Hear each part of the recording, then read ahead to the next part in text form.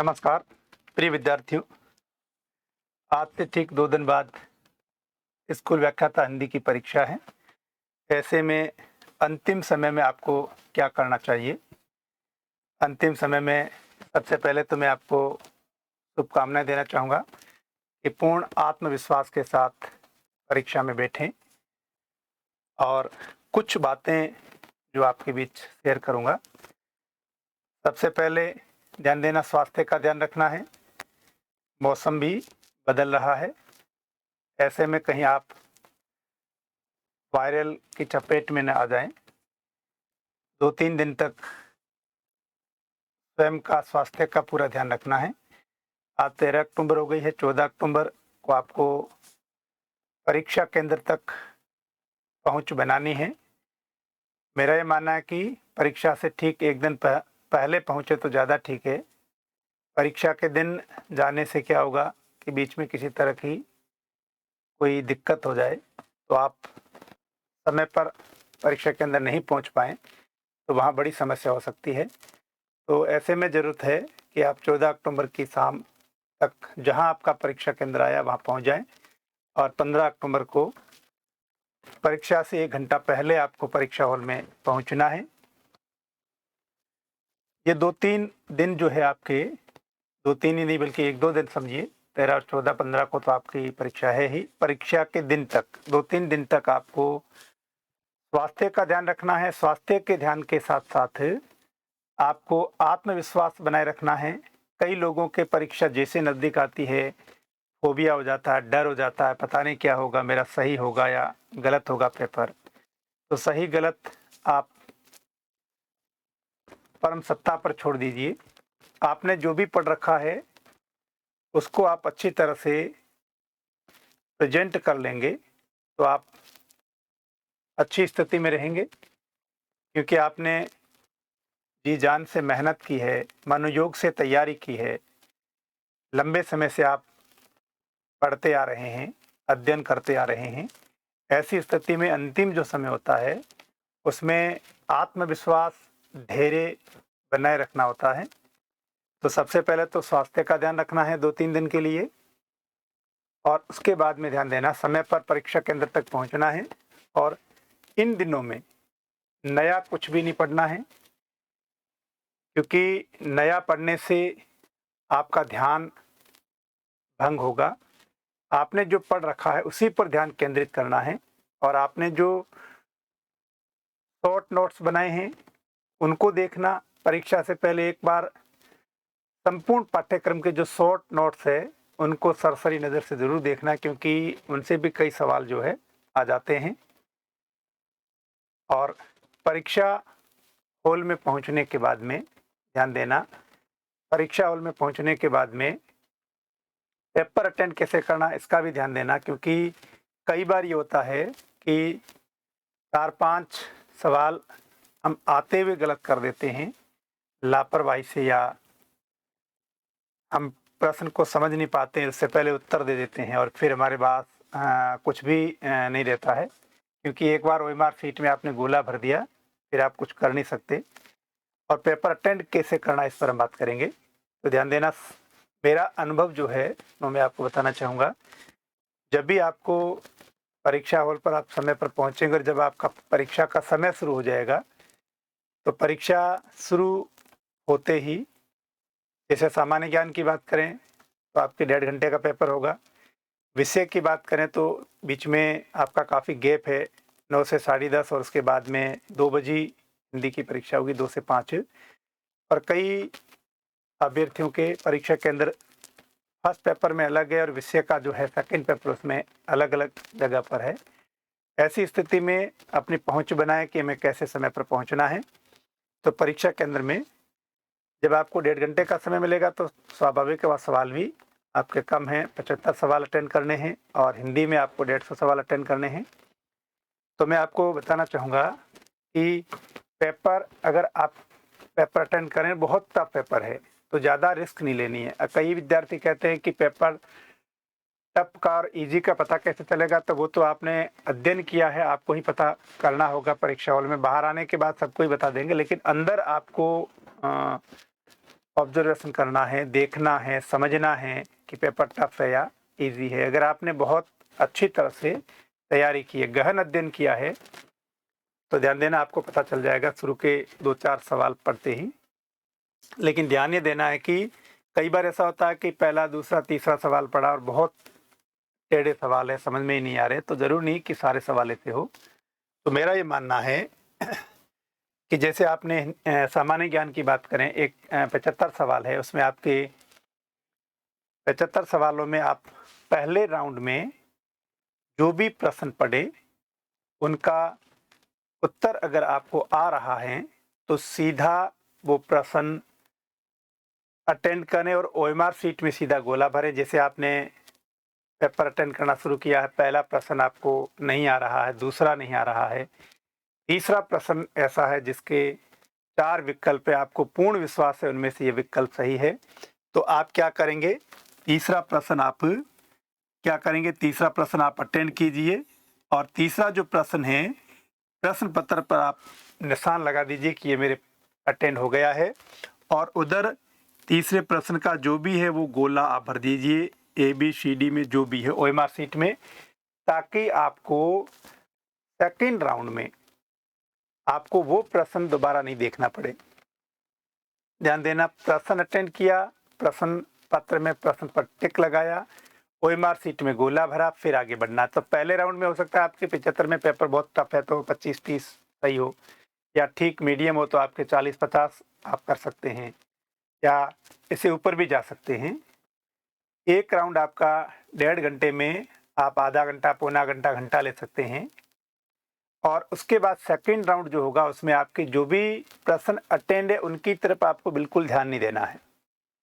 जो अटेंड नहीं है उनको देखना है, उनमें भी आपको लग रहा है 2 डाउट में आपका पहला जो आपका मन कर रहा था कि ये सही हो सकता है तो उसको आपको अटेंड करना है। और आपको लग रहा है, कई बार ऐसा होता है कि हमें प्रश्न हमने पढ़ा, पता ही नहीं प्रश्न क्या और उत्तर क्या, और हम सीधा उसमें अपना आइडिया वाला लगा देते। इस तरह से नहीं करना है क्योंकि नेगेटिव मार्किंग में बहुत नुकसान होगा। 40% अंक आने ही चाहिए, इस बात को ध्यान रखना। और फर्स्ट पेपर में 40% अंक लाने भी बहुत मुश्किल होते हैं। ऐसी स्थिति में ध्यान से, समझ से पेपर को अटेंड करना है, समय सीमा का ध्यान रखना है। इसमें रीजनिंग मैथ्स के सवाल भी होंगे, स्कूल मैनेजमेंट के सवाल भी होंगे, भाषाओं के सवाल होंगे। जैसे आप हिंदी के हैं तो हिंदी के सवाल होंगे, तो हिंदी के आप 4-5 जो भी प्रश्न होंगे, कई बार 5 कई बार 4 सवाल पूछते हैं तो आप सभी उत्तर दे ऐसी उम्मीद करते हैं। अंग्रेजी के अगर आपने तैयारी की तो 1-2 सवाल आप कर सकते हैं। इंडियन पॉलिटी के हैं, इतिहास के सवाल अधिक आते हैं, तो इनको आप ध्यान देना। अभी तक आपने जो भी पढ़ा है उनको एक बार ब्रीफिंग जरूर करना परीक्षा से पहले। 1-2 दिन में आप अच्छी तरह से ब्रीफिंग कर सकते हैं, यानी शॉर्ट नोट से उनको सरसरी नज़र से देखना है और आत्मविश्वास के साथ, धैर्य के साथ, यह मन में विश्वास रखते हुए कि मेरा सिलेक्शन होगा और मैं अच्छा पेपर करके आऊँगा, इसी ऊर्जा, इसी विश्वास के साथ आपको परीक्षा में बैठना है। इसी तरह से जैसे हमने आपको बताया जीके का, इसी तरह से हिंदी का पेपर होगा। हिंदी में आपके विशेष रूप से साहित्य, इतिहास पे ज़्यादा फोकस रहता है और व्याकरण के भी कुछ सवाल आएंगे, उनको भी अच्छी तरह से समझना। अभिव्यक्ति माध्यम के सवाल आएंगे, कार्यालय लेखन के सवाल आएंगे और आपके जनसंचार से संबंधित होंगे। काव्य शास्त्र स्नातक स्तर का होगा। अभी जो पाठ्यक्रम है उसमें उच्च माध्यमिक स्तर का कर दिया। जो व्यवहारिक है, शब्द शक्ति है, रस अलंकार, छंद है, इनसे संबंधित सवाल है। और फिर साहित्य, इतिहास, और इस बार आपको भाषा का इतिहास से संबंधित सवाल भी पूछे जाएंगे। राजभाषा भी आपके पाठ्यक्रम में, देवनागरी लिपि से संबंधित सवाल आएंगे। तो उसको ये सारे सवाल जो हैं काव्य शास्त्र के, राजभाषा के, लिपि के, बोलियों के, ये सारे सवाल आप सही कर सकते हैं अगर ध्यान से, समझ के आधार पर उत्तर दें।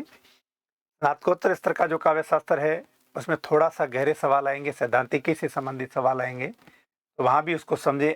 प्रत्येक टॉपिक से आप मानकर चलना कि एक सवाल तो आएगा ही, हो सकता है इससे ज़्यादा भी हो, एक सवाल पूछा जाएगा। कई बार एक बड़ा टॉपिक है जैसे काव्य लक्षण, वहाँ 2 सवाल है, किसी दूसरे छोटे टॉपिक से नहीं भी आए, ऐसा भी हो सकता है, लेकिन प्राय एक टॉपिक से एक सवाल आता है। और साहित्य इतिहास तो विस्तार से लेना ही है। और इस बार आपके पाठ्यक्रम में विशेष रचनाओं में कुछ कहानियां हैं, 2-3 कहानियां हैं और निबंध है 2, और इसी तरह से कुछ कवि है। तो इनको भी आपको ध्यान देना। इनसे संबंधित जैसे 4 कवि है, कबीर है, तुलसीदास है, बिहारी है और मैथिली शरणगुप्त है।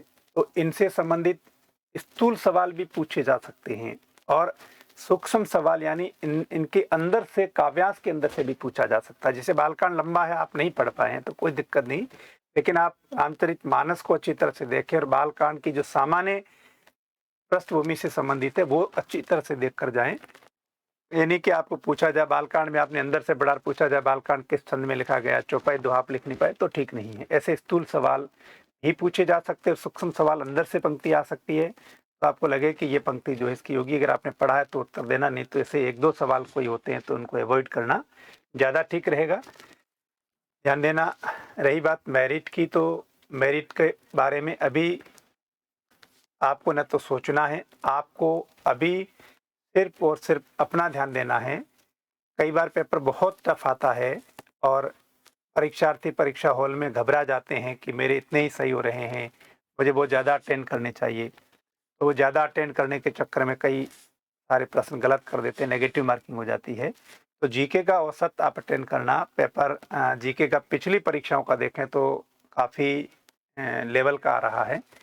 तो ऐसी स्थिति में अगर आप 75 सवाल में 50 के करीब अगर होते हैं नेगेटिव के बाद में, तो काफ़ी अच्छी स्थिति में होंगे।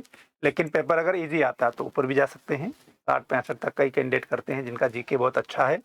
और ये बात हिंदी की, हिंदी में 2010 का जो पेपर था बहुत टफ था, उसके बाद में पेपर का लेवल जो है, जो पिछली 3 परीक्षाएं अगर हम देखें स्कूल व्याख्याता हिंदी की, तो उनमें आप 140 के करीब कई विद्यार्थी अटेंड करके आए हैं।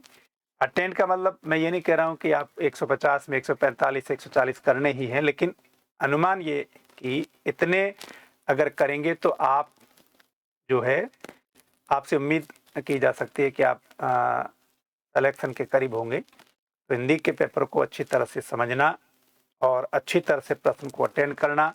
ध्यान देना, आपको मैं बता रहा हूँ भाषा का टॉपिक पहली बार है और विशेष रचनाकारों की रचनाएं, उसमें 9 टॉपिक का मान के चलिए, 4 कवि है, 3 कहानियां हैं और 2 निबंध है। एक सवाल इनसे जरूर पूछा जाएगा, किसी में 1-2 सवाल भी पूछे जा सकते हैं। तो स्थूल सवाल भी आएंगे कुछ 2-4 और 3-4 सवाल जो है अंदर से आएंगे। तो बिहारी में आप पूरे दोहे पढ़ चुके अच्छी तरह से, बिहारी को इसमें शॉर्ट में ही दिया है, 25 दोहे हैं। और साकेत का नवम सर्ग पूरा है और कबीर ग्रंथावली में गुरुदेव को अंगी है, तो इसको गुरुदेव को अंग की जो भी 30-35 साखें आपको पूरी देखनी चाहिए। और जो इसके पद है, प्रारंभ के 5 पद है। तो कहने का अर्थ यह है कि ये टॉपिक आपके फर्स्ट ग्रेड में नए टॉपिक है, इससे पहले इस तरह का विशेष रचनाओं का और भाषा लिपि का पाठ्यक्रम में समावेश नहीं था, पहली बार किया गया, तो उनको अच्छी तरह से अटेंड करना। आपने पुराने प्रश्न पत्र देखे होंगे आरपीसी के, और ये टॉपिक अगर नहीं थे तो ये टॉपिक आपके सेकंड ग्रेड के पाठ्यक्रम में पहले से ही रहे, उस तरह के सवाल आएंगे। या कॉलेज असिस्टेंट प्रोफेसर हिंदी के पेपर भी देखे होंगे, तो उस तरह के सवाल पूछे जाएंगे। इसके आपके लिए ये टॉपिक, इनसे संबंधित भी आपके टेस्ट हो चुके होंगे और आपने अपना अभ्यास किया होगा। तो एक विश्वास के साथ पेपर अटेंड करना, किसी तरह से डर मन में नहीं रखना है, मेरा होगा या नहीं होगा ये भी नहीं सोचना है। बी पॉजिटिव, यही आत्मविश्वास रखना है कि मेरा सिलेक्शन होगा, क्योंकि मैंने गहनता से अध्ययन किया है, मैंने कड़ी मेहनत की है और उस कड़ी मेहनत का परिचय मुझे इस परीक्षा में देना है। आप तब दे पाएंगे जब आत्मविश्वास के साथ, धैर्य के साथ आप ये 2-3 दिन बिताएंगे। धैर्य और आत्मविश्वास के साथ आप ध्यान देना। अंतिम समय में जो भी आपके नोट्स है, शॉर्ट में उनका रिवीजन करना और परीक्षा तक अपने स्वास्थ्य का पूरा ध्यान रखना। परीक्षा केंद्र तक समय पर अपनी पहुंच बनाना और परीक्षा केंद्र में, परीक्षा हॉल में आपको विश्वास के साथ पेपर अटेंड करना। पेपर अटेंड करते समय ध्यान देना, ये आपको फिर बताता हूं कि जो भी प्रश्न अटेंड करे, क्वेश्चन पेपर में आप उसको टिक लगाएं, ओएमआर शीट में गोला भरें। कई बार ये लोग करते हैं, कई लोग क्या करते हैं, क्वेश्चन पेपर में क्वेश्चन टिक करते रहते, ये किया, लेकिन ओएमआर शीट को छेड़ते भी नहीं और अंतिम समय बचता है, तब हड़बड़ाहट में आप कई प्रश्नों के गलत उत्तर भी दे देते। प्रश्न में सही लगा लेकिन ओएमआर शीट में गलत हो जाता है। तो विश्वास के साथ तसल्ली से, क्योंकि समय कम रहेगा, जीके में 1.5 घंटा होगा, हिंदी में आपके पास 3 घंटे रहेंगे, तो एक आत्मविश्वास के साथ, धैर्य के साथ आप परीक्षा भवन में, परीक्षा हॉल में आप पेपर को अटेंड करें। उससे क्या होगा, जैसे आपने जो प्रश्न अटेंड किया उसको टिक कर दिया तो आपका समय बचेगा। कई लोग क्या करते हैं, राइट का निशान नहीं करते, दोबारा फिर सारे के सारे प्रश्न पढ़ते हैं, तो उसमें आपका बहुत समय जाया होता है, समय आपके पास नहीं होता है। जो भी समय मिलेगा, जो प्रश्न किया उसको टिक करेंगे तो उसको देखना नहीं पड़े, जो नहीं किया है उसको देखना पड़े, उसमें भी आपको लग रहा है 1-2 में डाउट, तो डॉट करके छोड़ें। उसके बाद में जब दूसरी बार देखें तो उनको आप अटेंड करें। तीसरी बार भी आप देखें कि हो सकता है उसमें 2-4 का आपको लगे, माइंड में आए कि ये सवाल पड़ा हुआ है, इस तरह से होगा। लेकिन ध्यान देना, आपके प्रश्न पड़ा हुआ नहीं है, आपके 4 विकल्प आपके लिए नए हैं, कुछ ऐसे सवाल हो सकते हैं, तो उनको छोड़ने में फ़ायदा है। ये मत सोचना कि मेरे हिंदी में 150 में 150 मुझे अटेंड करने ही हैं। कई बार ऐसा होता है कि 2-4 सवाल टेढ़े लगते हैं, नए लगते हैं, तो ऐसे सवाल छोड़ने में ज़्यादा फायदा है।